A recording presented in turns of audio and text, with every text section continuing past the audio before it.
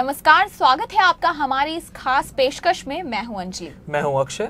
आज अपने इस खास कार्यक्रम में हम बात करने वाले हैं अमरनाथ यात्रा 2012 में प्रशासन की तरफ से जिस तरह की बदइंतजामी की गई है उसी को लेकर। अभी तक आंकड़ों पर नजर डालें तो 16 दिन की यात्रा पूरी हो चुकी है और लगभग 50 यात्रियों के मारे जाने की खबर है, उनकी मौत हो गई है।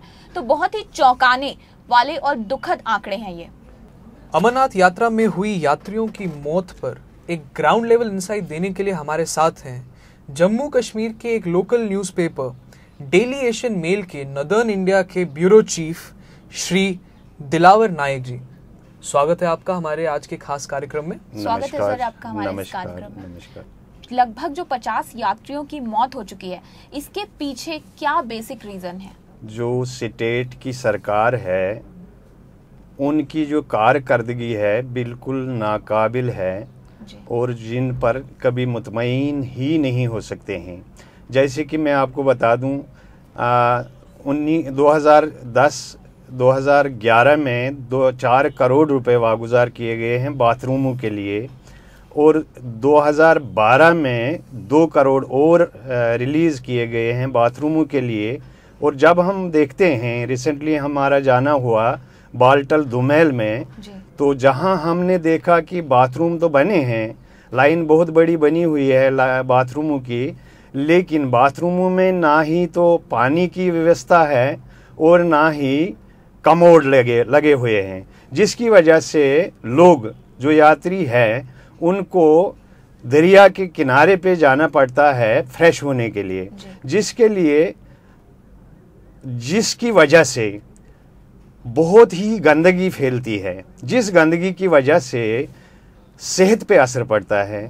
जब यात्री दिल्ली, उत्तर प्रदेश, उत्तरांचल, मुंबई वगैरह से आते हैं, काफ़ी थकान होती है, तो जब वो बाल्टल या पहलगाम पहुंचते हैं तो वहाँ पहुंचते काफ़ी थकान होती है।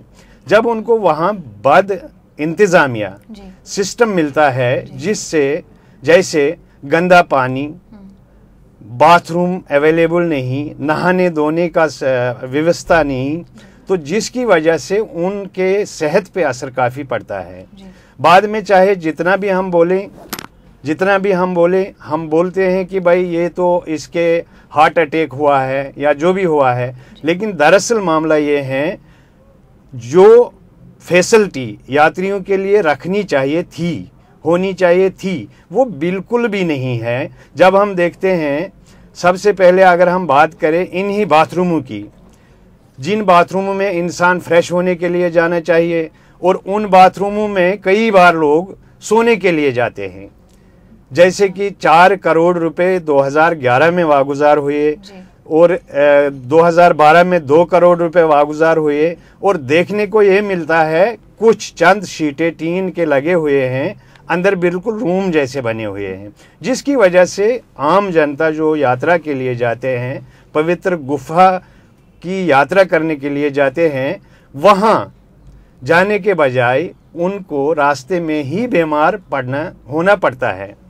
सबसे बड़ी बात यह है, अगर हम देखें तो इस चीज़ की जिम्मेदारी जो है केंद्रीय सरकार पर है, स्टेट के सरकार पर है, जो इन चीज़ों की तरफ तवज्जो नहीं देते हैं।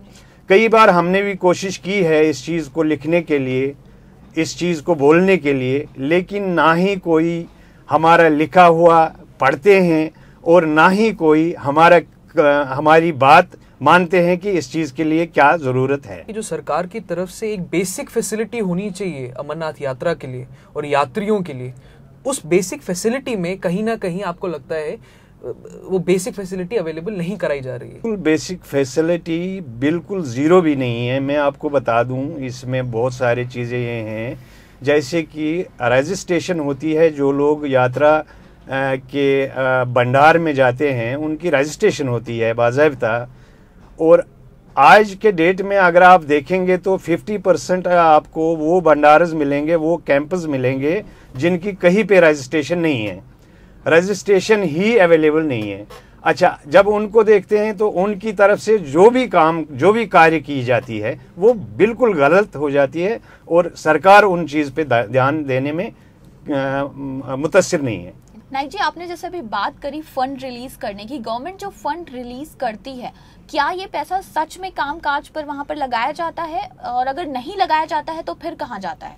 अगर आप समझ गए होंगे तो बात यही के यही बैठ जाती है कि जो पैसे बाथरूमों के लिए गए उनमें टीन के शीटें खड़ा हुए हैं, दूसरे तीसरे कोई चीज़ उनमें अवेलेबल नहीं है, और सीधा के सीधा गवर्नमेंट के एजेंटे जो हैं उनके जेबों में जाकर फिर गवर्नमेंट के पास रिश्वत के सिस्टम में वापस आते हैं। मामला ये है। आपका बहुत सीधा सीधा इल्ज़ाम है सरकार पर कि जो सरकार है वो बेसिक फैसिलिटीज़ में एक भ्रष्ट जो प्रशासन खड़ा हो रखा है, एक एजेंट का जो सिस्टम हो रखा है, उसके रिजल्ट में ऐसा हो रहा है कि जो यात्री है वहाँ पे उनको बेसिक फैसिलिटीज़ नहीं मिल रही हैं, और जो एजेंट्स हैं गवर्नमेंट के वो बैकडोर चैनल से गवर्नमेंट को वो पैसा वापस दे रही है। बिल्कुल ये बात दुरुस्त है, इसमें दो राय ही नहीं है। जो पैसे सरकार रिलीज़ करते हैं वो दूसरे तजोरियों में जाकर फिर उन पैसों का बंटवारा किया जाता है बाज़ाब्ता तौर, क्योंकि अभी तक किसी भ्रष्ट कर्मचारी को नहीं कोई सज़ा मिला। खासकर हम अगर J&K के बात करेंगे, जहां करोड़ों क्या अरबों के तादाद में वो अफसर पकड़े गए हैं जो बिल्कुल नाअहल है, मगर आज तक किसी भी अफसर को कोई भी सज़ा नहीं दिया गया है, जिसका वजह यही है कि ये चीज़ें अब यात्रियों के साथ हो रहा है। यात्रियों को जो बद इंतजामी के हालात हैं वहाँ पे इसका सारा भुगतान यात्रियों को ही करना पड़ रहा है। अमरनाथ यात्रा में क्या पहले से ही रजिस्ट्रेशन कराया जाता है जिससे कि एक संख्या पता चल सके कि कितने यात्री आने वाले हैं, या रजिस्ट्रेशन की जो प्रक्रिया है ये पूरी कैसे होती है? रजिस्ट्रेशन पहले ही करनी पड़ती है। गवर्नमेंट को पता होता है कि इतने लोग आने वाले हैं, और सबसे पहले मैं आपको बता दूं कई सालों से यात्रा अमरनाथ यात्रा जी हो रही है जी। तो अभी तक जो है सबसे पहले गवर्नमेंट को पता होता है कि कितने लोग आने वाले हैं, कितने लोग आएंगे, तो उनके लिए रहने का, खाने पीने के लिए जितने भी इंतज़ाम किए जाते हैं, चाहे वो भंडारा थ्रू है, NGOs थ्रू है, जिसके थ्रू है या सरकार के थ्रू है, लेकिन हर लिहाज से अगर हम देखेंगे तो नाकाबिल जिक्र है वो जी। तो रजिस्ट्रेशन होने के बावजूद जिस तरह की बदइंतजामी वहां पर सामने आती है, और इस साल जैसे कि यात्रियों की मौतों की घटनाएं सामने आ रही हैं, एक चीज और है कि जो यूजुअल 60 डेज की यात्रा होती थी उसको इस बार 39 डेज का कर दिया गया है, तो क्या इसका भी कुछ खास असर पड़ा है? इसका असर अगर हम देखेंगे, सबसे पहले तो सीधा के सीधा कश्मीर के टूरिज्म पे पड़ता है जी। जो 60 दिनों के लिए यात्रा थी, और 60 दिनों की कमाई जो टैक्सी वालों को, गाड़ी वालों को या होटल वालों को मिलनी थी वो घट रही है, और नुकसान अगर हो रहा है तो कश्मीरी आवाम का हो रहा है और कश्मीर के टूरिज्म का हो रहा है। तो मुझे लगता है सरकार को कम करने का कोई वो तुक नहीं बनता है। नाइक जी, एक और जो मुद्दा है वो है लूटपाट को लेकर। जब यात्री आता है कश्मीर के अंदर तो उसके साथ जिस तरह का ट्रीटमेंट किया जाता है, जो चीज़ 10 रुपए की है वो चीज़ 100 रुपए की बेची जाती है। ऐसी भी रिपोर्ट्स आई हैं कि अमरनाथ यात्रा के दौरान जो यात्री आता है, जो नॉर्मल रेट्स हैं उससे कहीं ज़्यादा इन्फ्लेटेड रेट्स में उसको कमोडिटीज़ एंड सर्विसेज बेची जाती है। कोई नई बात नहीं है। आप देखेंगे जब भी अमरनाथ यात्रा शुरू होती है या टूरिस्ट सीज़न शुरू होता है, सबसे पहले जो है रेट मनमानी बनी जाती है। चाहे वो टैक्सी वाला ले लेंगे, सोमो वाला ले लेंगे, बस वाला ले लेंगे, मनमानी रेट ली जाती है। मनमानी रेट क्यों लेते हैं? अगर उन पे कोई इंतज़ामिया का हाथ होता तो वो मनमानी रेट नहीं लेते, लेकिन जब उन पे सरकार की तरफ से कोई ध्यान ही नहीं है, उनकी मर्ज़ी के मुताबिक रेट देनी पड़ती है। जैसे अभी मैं आपको बता दूं, श्रीनगर से सोनमर्ग की सोमो की रेट है 5,000 रुपये, जो 65 किलोमीटर की दूरी का वाक़ा है, जिसमें ज़्यादा से ज़्यादा 2,000 रुपये रेट होनी चाहिए थी। अच्छा, इसमें 5,000 रुपये ले रहे हैं। तो ये सारी चीज़ें जो हैं सरकार को पता है, लेकिन सरकार नहीं चाहती है कि ये चीज़ें बंद हो, और आइंदा अगर 10,000 लोग आ रहे हैं, नेक्स्ट साल जो है उसमें 20,000 लोग आ जाए, और जम्मू व कश्मीर की तामीर तरक्की पे सीधा असर पड़े इन यात्रियों की आने की वजह से। तो ऐसा कहा जा सकता है कि जो उमर अब्दुल्ला सरकार है अभी जम्मू कश्मीर की, जो राज्य की सरकार है, वो अमरनाथ यात्रा और अमरनाथ यात्रियों के मुद्दों को लेकर टोटली इग्नोरेंट है। एक और मुद्दा नायक साहब जो मैं आपसे पूछना चाहता हूं, जिसके ऊपर आपसे सवाल करना चाहता हूं, हाल ही में जो गवर्नर साहब थे जम्मू एंड कश्मीर के, उन्होंने बोला था कि एक ओवरऑल लाइटनिंग सिस्टम होना चाहिए अमरनाथ यात्रा के दौरान। उसके ऊपर सरकार का रवैया कैसा रहा है? ऐसा रिसेंटली अभी गवर्नर साहब दुमेल गया था, तो दुमेल पे उसने लाइटिंग का ओपनिंग किया है, लेकिन मुझे लगता है कि अगर इस चीज़ को हम देखेंगे तो जाहिर सी बात है लाइटिंग का सिस्टम वहाँ चल नहीं पाएगा, क्योंकि सरकार जब रिश्वतखोरी और रिश्वत सतानी में फंसी हुई है जी, तो वो एग्जैक्टली जो है पावर नहीं दे पाएगी। वो तो अभी शहरों में नहीं दे पा रही है, और ये तो जंगल है, देहात है, इसमें पावर देना बहुत मुश्किल की बात है। जी, तो जैसे आपने बात करी कि सरकार रिश्वतखोरी में फंसी हुई है, मनमाने रेट्स लिए जा रहे हैं वहाँ पर यात्रियों से। वहाँ पर यात्रियों से हेलीपैड का जो रेट है वो क्या होता है, उनके लिए जो सिम कार्ड इशू किए जाते हैं उनके क्या रेट्स हैं, क्या इसमें भी मुनाफाखोरी चलती है? मैं आपको बता दूं, अभी हेलीपैड की रेट जो सरकार ने मुकर्रर की है वो है 2800 रुपये। 2800 रुपये रेट रखी है, लेकिन बाहर सरकार ने ही शायद अपने एजेंट रखे हैं जो 2800 के बजाय 10,000 भी लेते हैं, 8,000 भी लेते हैं, 9,000 भी लेते हैं, जहां जितना हाथ जा सके उतना लेते हैं। लेकिन उसमें भी कोई सरकार की तरफ से ध्यान नहीं है कि हेलीपैड में असल रसूख और प्राइवेट वालों को ही हेलीपैड नसीब होता है, आम जनता को नसीब नहीं होता है। बिल्कुल। और सिम कार्ड के बारे में मैं आपको बता दूं, सिम कार्ड अभी मैंने आज ही दरियाफ्त किया वहाँ एक कंसर्न ऑफिसर से, तो उसने कहा कि यहाँ पे जो है एक सिम कार्ड 450 रुपये में दिया जाता है, और सिम कार्ड 450 रुपये देने के बाद जो है उसकी कॉल रेट जो होती है 5 रुपये पर सेकंड उसकी कॉल रेट है, जो कि हम अगर सोचेंगे तो बहुत ही ज़्यादा जेब कुतरने की बात आती है, और जिस चीज़ पे सरकार को काफ़ी ध्यान देनी चाहिए।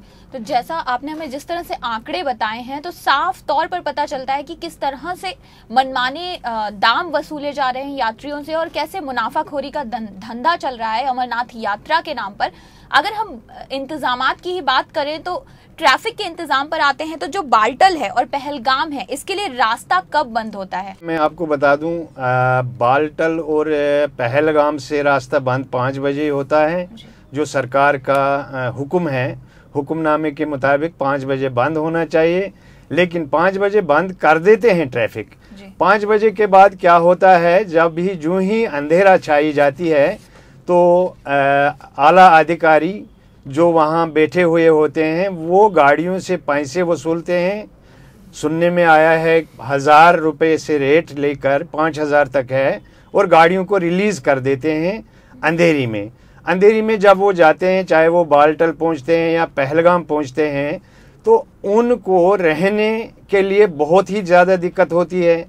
उस रहने के लिए अनरजिस्टर्ड कैंपस लगे हुए हैं, जो जिनकी रजिस्ट्रेशन नहीं है, उनमें वो रहते हैं, और रहने के लिए वो मोटी रकम उनसे वसूलते हैं। और वो जो कैंपस लगे हुए हैं उन पे भी सरकार का कोई ध्यान अभी तक नहीं लगा और न जा रहा है, जबकि हमने कई बार कोशिश की है कि सरकार का ध्यान इन चीज़ों की तरफ जाए, ताकि कश्मीर, जम्मू व कश्मीर के अवाम बदनाम ना हो जाए कि जम्मू व कश्मीर का अवाम लूट रहा है, बल्कि ये पता चले कि लूटने वाले कौन हैं। जी, बिल्कुल सही कहा आपने कि ये पता चले कि लूटने वाले कौन हैं।